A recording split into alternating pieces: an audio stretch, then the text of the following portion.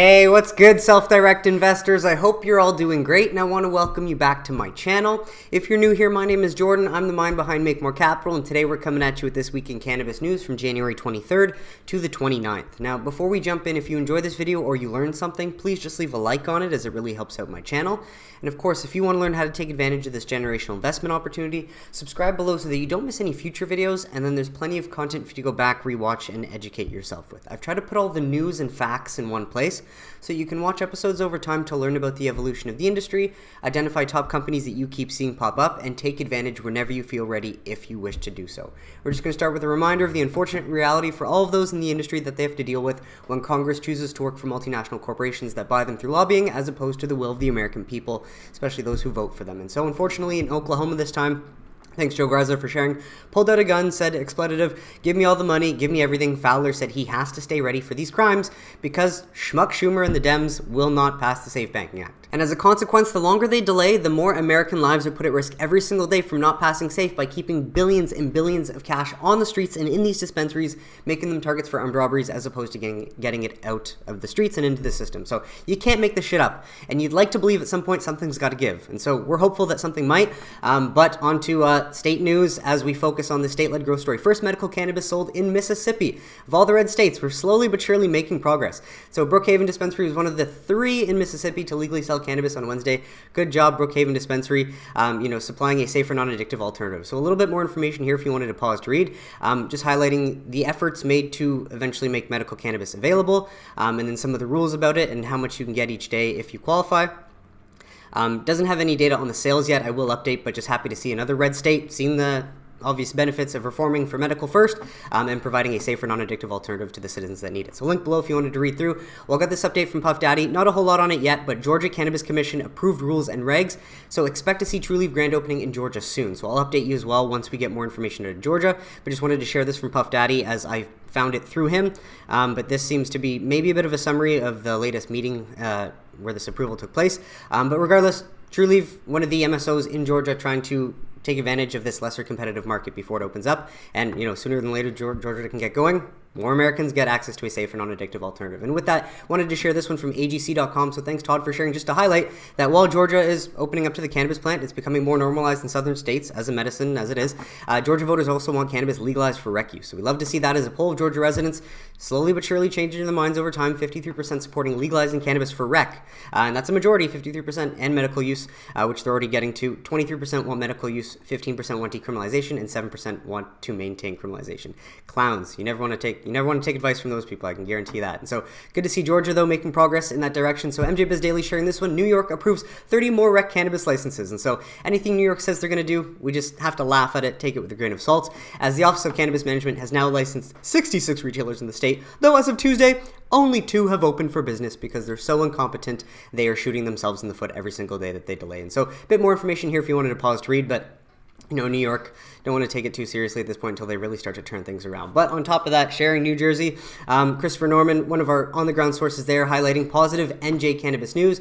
And so again, take this with a grain of salt, but coming from him, he has been trustworthy in the past, at least with New Jersey news. But again, just trying to share anything that I find that might be relevant for you as an investor to make decisions for yourself. Heard Edgewater Park, New Jersey received $400K check on municipal tax collection for Q4 for its Curaleaf dispensary, i.e., Curaleaf paid their taxes. Good to see Curaleaf doing that. Assuming 2% municipal tax, that's $20 million in sales, $80 million annual run rate for a single dispensary, for one dispensary, and this isn't even its flagship dispensary in New Jersey. Just highlighting that sales are strong and heading in the right direction for dispensaries in New Jersey. That's at least what I get out of this. If you get something different, do let me know in the comments.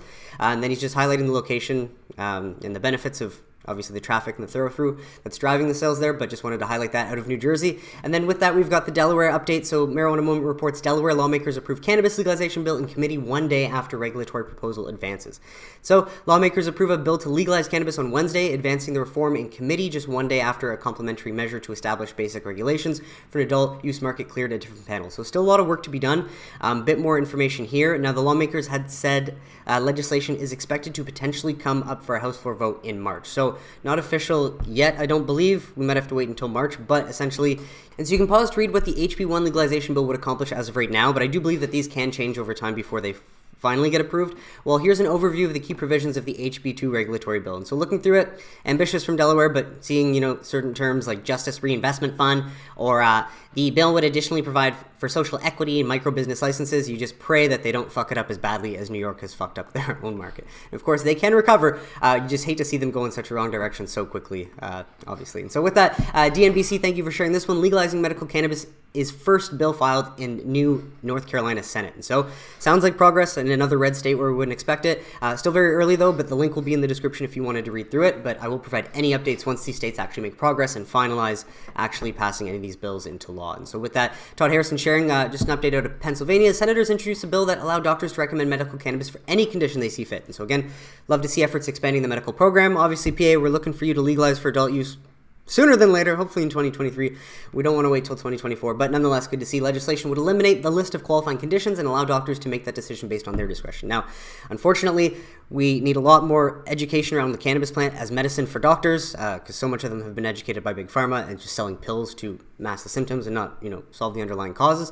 But regardless, just good to see this effort getting there, and hopefully this means more education to doctors who are more willing to provide a safer, non-addictive alternative for things like pain or inflammation, where they don't necessarily need to go onto any substances that could potentially be addictive. And so, love to see that. Link below if you wanted to read through it. While Todd Harrison shares this one, Florida lawmakers filed legislation to allow medical cannabis recommendation to be used via telehealth. And so, I imagine this would be a nice effort to help the list of qualified patients in Florida increase faster, as you don't have to go in and see the doctor. You could get approved over the phone, so that obviously could have great benefits prior to hopefully legalizing in 2024 for adult use in Florida, this massive state with a lot of potential. So 2 Republican lawmakers filed proposals this week that would allow physicians to use telehealth to recertify medical cannabis patients. And so, okay, recertify might not be the same as, approving initially, but still hopefully step in the right direction. So cbsnews.com, I'll put the link in the description below, but I do apologize, I didn't necessarily make the distinction between that when I was going through this earlier. But with that, on to the Office of Medical Cannabis Use from Florida.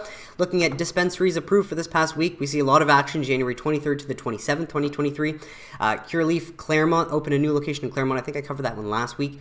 Green Dragon opens 2 new locations in Jacksonville and North Fort Myers. Green Thumb Industries opens 1 new location in Brandon. Seems like that's the first one that they've opened in a while. Sunnyside or Cresco Labs opens a new one in Lutz, another first dispensary for them to open in a while from what I've seen. And then Trulieve Winter Haven opened just this week as well. And so good to see, MSOs chugging along and expanding as they should. And so looking at the qualified patient count, they increased the number to 788,297 from last week, which represents an increase of 2,075 patients week over week. What we love to see is that's another 2,000 Floridians a week getting the choice of a safer, non-addictive medicinal alternative. And if we scroll down to the MSOs that operate in the state, we can see all the MSOs, the dispensary locations that they have approved and running, and then the number of milligrams of THC sold, the number of milligrams of CBD sold, and the number of ounces of smokable flower sold for this past week from the 20th to the 26th. So lots of data here to keep track of week over week, just to see who's keeping and maintaining market share. But thank you, Pierre Gilles, for making this easy for us. The Florida THC market share comp sheet updated as of the 27th, so yesterday. And we got Trulieve still at number 1, of course. Air Cannabis Dispensary back at number 2. Curaleaf at number 3. Move back by Verano at number 4. Sortero Wellness at number 5. I do forget the company behind them. Fluent, number 6, Grow Healthy, number 7, and then Vitacan at number 8 as of this past week. And so moving along, just sharing this one from Pink Horse Capital. I forget where their data is. Okay, you know what? It doesn't seem like they provide the source for this one. However, this next one, they did say it was from MA Cannabis Sales and Product Distribution Data. So I just want to at least say that that's where they got it from to try and provide a legitimate source. But MA flower retail sale prices for December 2022 were down with signs of stability at $216 an ounce. And what we'd love to see after all we've gone through in this industry is some sort of stabilization.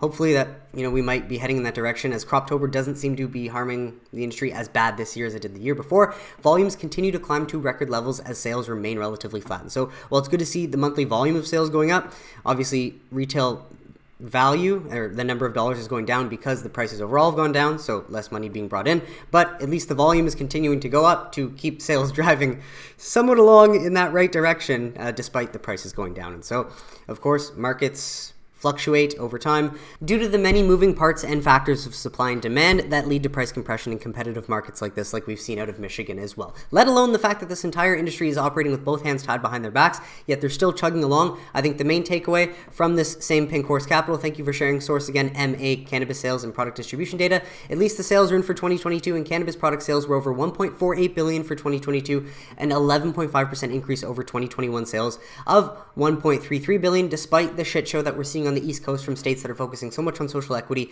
and less on equally, providing opportunity to as many people in the industry as possible. So again, just good to see sales still heading up in the right direction as Americans want to vote with their dollars for legal cannabis if they have the opportunity to do so. And so with that, thank you, Jesse Richmond, for sharing this one from Cannabis Benchmarks, a division of New Leaf Data Services and Cowen and Company, just giving us an update on the entire industry as of right now. As U.S. cannabis prices are up 3.5% month over month, but still down 21.9% year over year. And so the states most affected, Massachusetts, Arizona, Rhode Island, Michigan, and Oklahoma, are seeing the most deflation. From my understanding, I do believe Arizona, Michigan, and Oklahoma, although Oklahoma is medical only, those three went with the approach of opening as many dispensaries and providing equal access to opportunity for as many citizens as possible. So that's a great approach. Obviously, we can see price compression, but as they equal out the supply and demand factors over time, we can see improvements. And again, as markets do fluctuate, hopefully that's, we do see that over time and we head back into a direction that we've seen in the past. But I see the monthly increase as meaningful, especially this time of year when there could be a Croptober overhang, which we definitely saw a major impact of Croptober last year. Doesn't seem to be as impactful this year, which is very positive for us. But source Cannabis Benchmarks, a little bit more here if you wanted to pause to read, but that one comes from Jesse Richmond.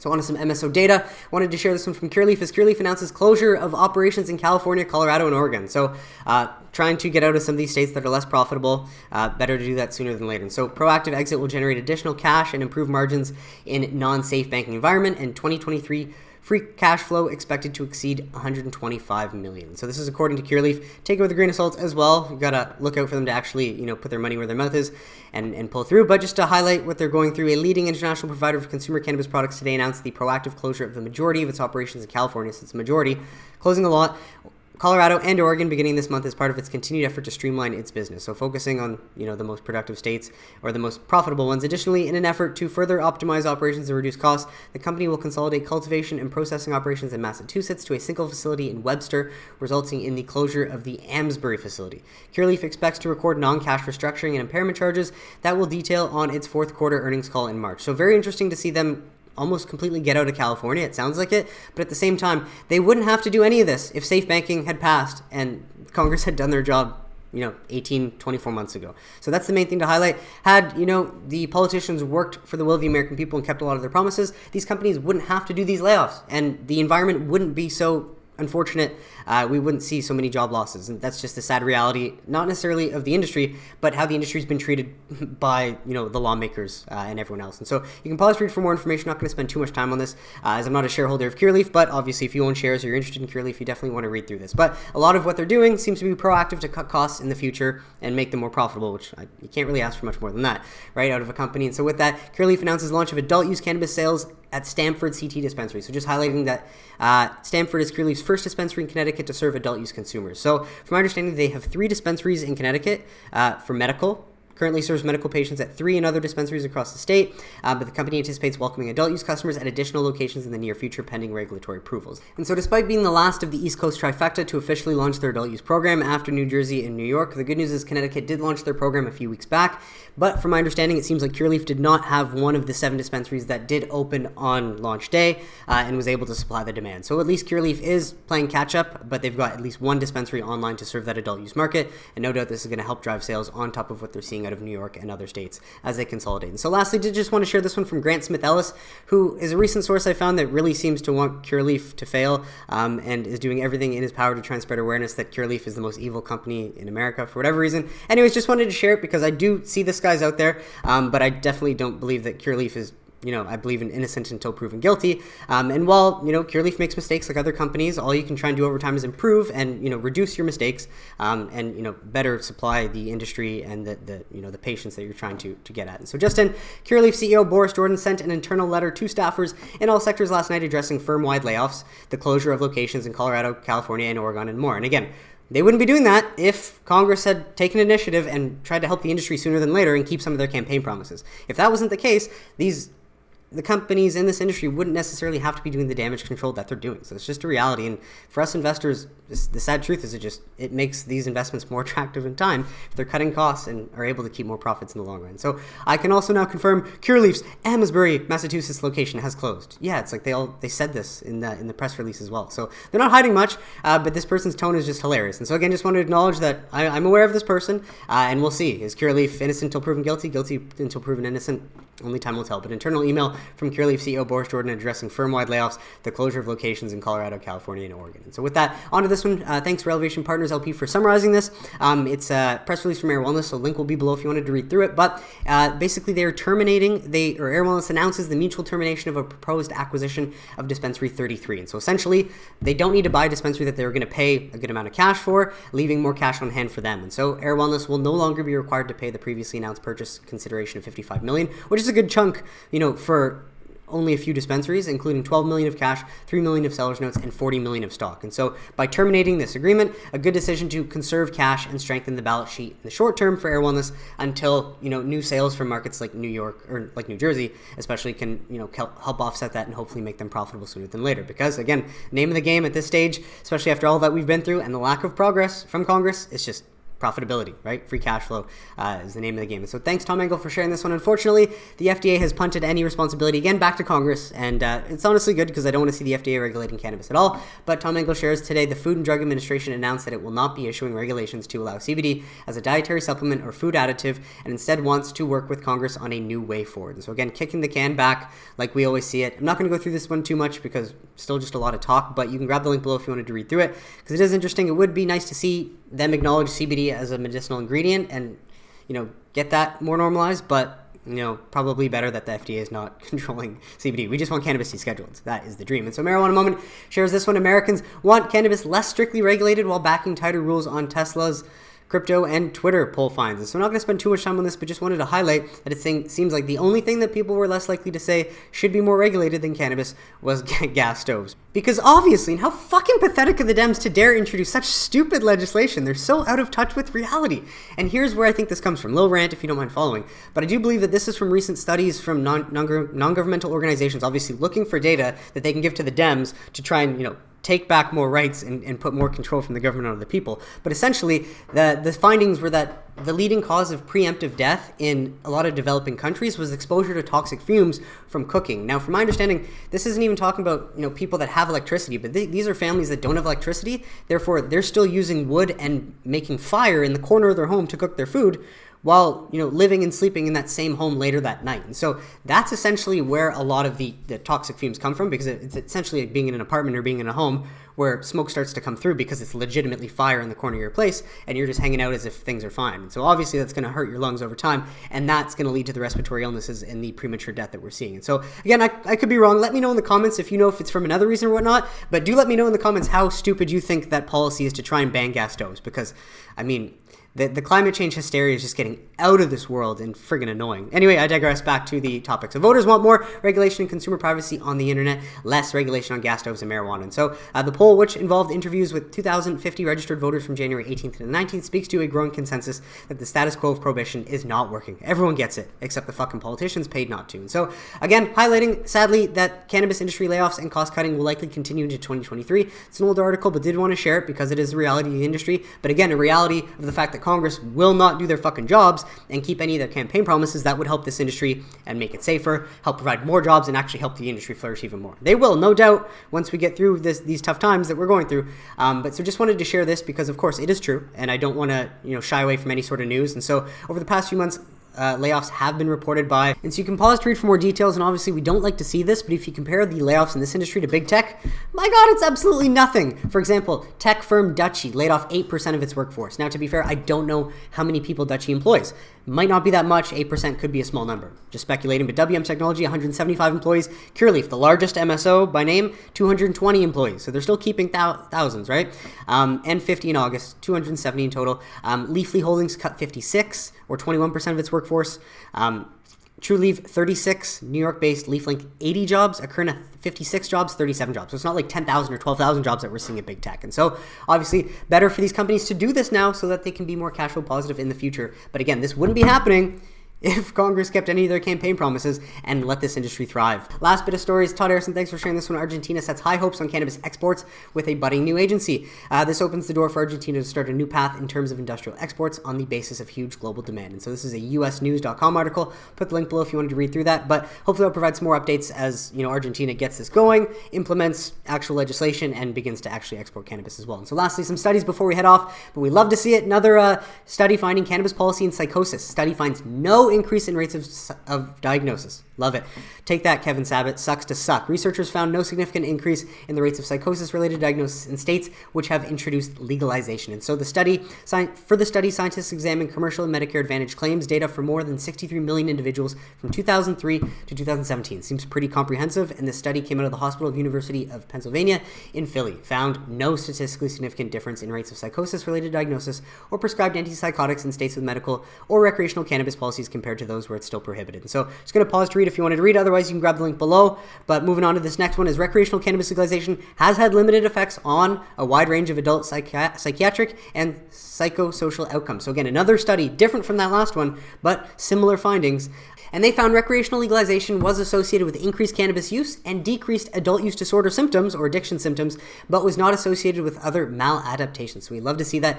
Take that, Kevin Sabet, you piece of garbage. These effects were maintained within twin pairs, discordance for residents, and moreover, vulnerabilities to cannabis use were not exacerbated by the legal cannabis environment. So legalizing does not lead to more irresponsible use. Future research may investigate causal links between cannabis consumption and outcomes. Love to see more studies and more data like this, why we ought to deschedule sooner than later. And lastly, study cannabis smoke exposure not associated with impaired lung function. Who would have thought?